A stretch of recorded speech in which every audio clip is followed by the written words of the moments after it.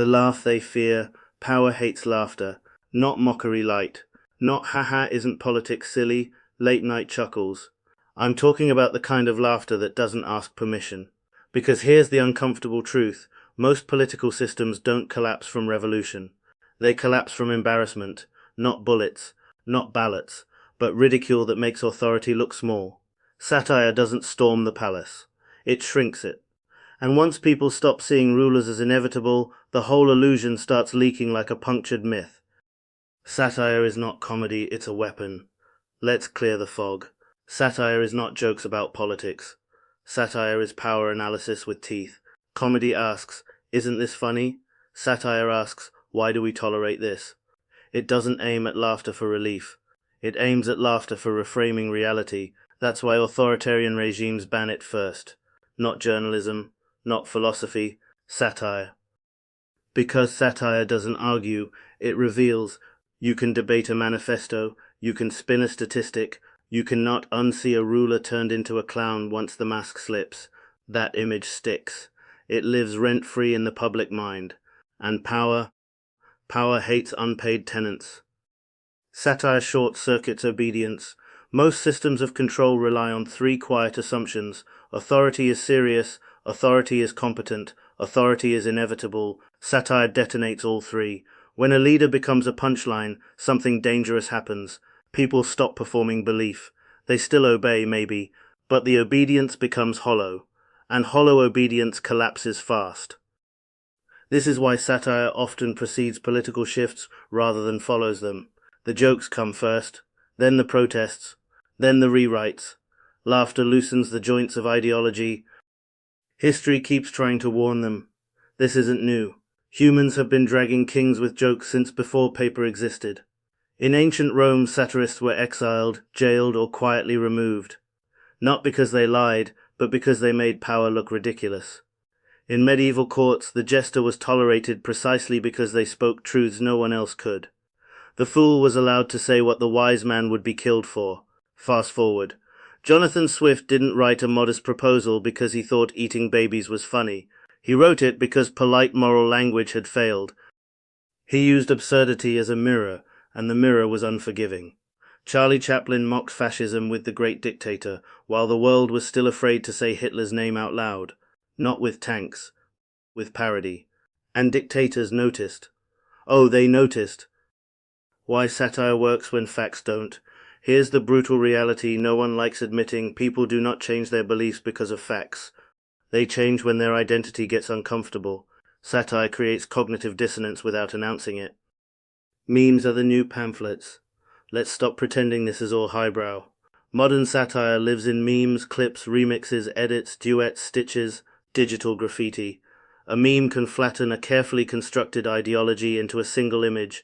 No footnotes, no citations, just instant pattern recognition. That terrifies institutions built on slowness. Because power loves time. Satire loves speed. A policy speech takes weeks to craft. A meme dismantles it in seconds. And once the internet decides something is laughable, good luck restoring its dignity. Satire does not offer solutions, that's the point. Critics love saying satire doesn't build anything. Correct. Demolition comes first. Satire isn't architecture, it's a wrecking ball. Its job is not to replace power structures but to expose their absurdities so replacement becomes imaginable. Before satire, the system feels natural. After satire, it feels staged. And once something looks staged, people start asking who wrote the script. That's when paradigms wobble. The limits of satire, yes, there are some. Satire can fail. It fails when it punches down. It fails when it flatters the audience instead of challenging them. It fails when it becomes brand safe, algorithm neutered, or trapped in irony without intention. And worst of all, it fails when it becomes predictable. Power adapts. It tries to absorb satire, monetize it, turn it into harmless vibes. That's why real satire always feels slightly dangerous, slightly uncomfortable, a little too honest for polite company.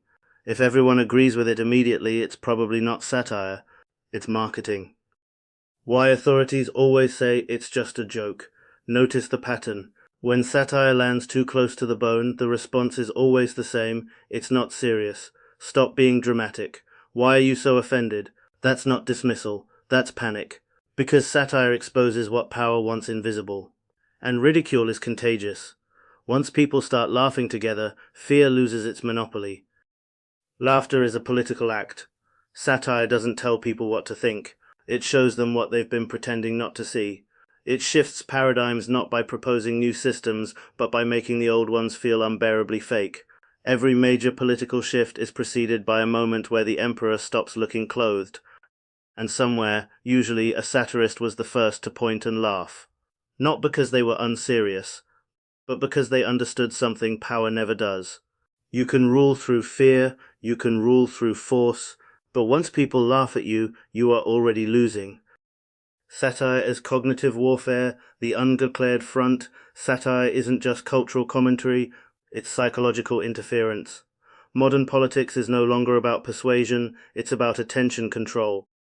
Who controls the frame controls the meaning. Who controls the tone controls the outcome. Satire attacks tone.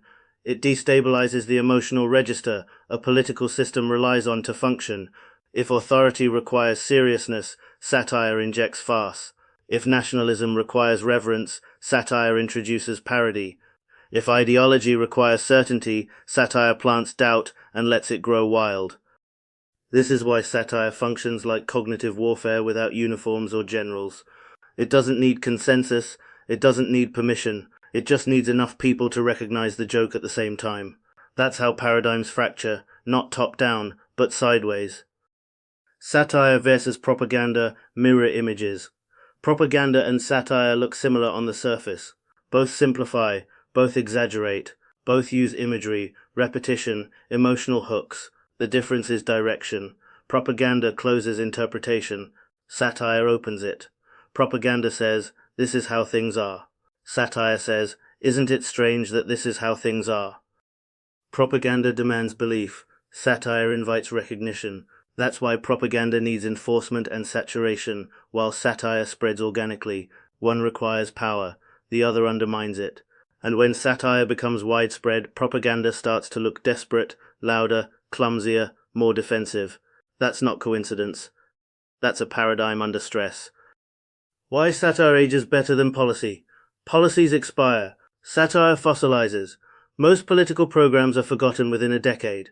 Satire survives because it captures structure, not circumstance. You don't need to know the full policy context to understand a tyrant slipping on a banana peel. That image still works centuries later because the pattern hasn't changed. This is why regimes fear being remembered as jokes more than being remembered as cruel.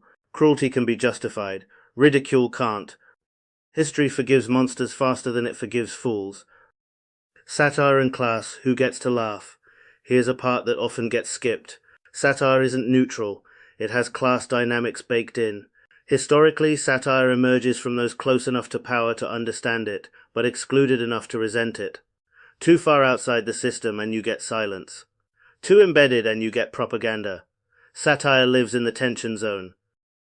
That's why it flourishes among journalists, artists, comedians, and intellectual outsiders, people who see the machinery but aren't allowed to steer it.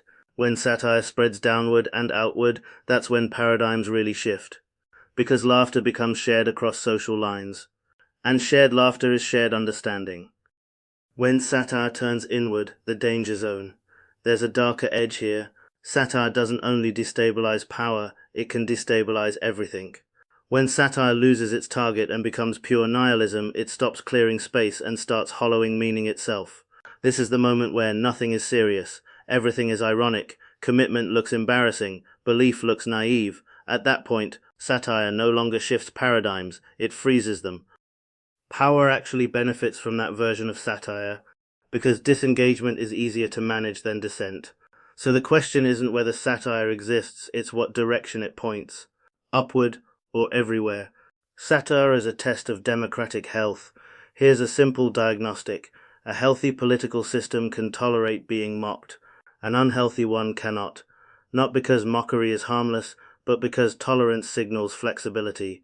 The faster satire is punished, dismissed, or reframed as dangerous, the more brittle the system already is.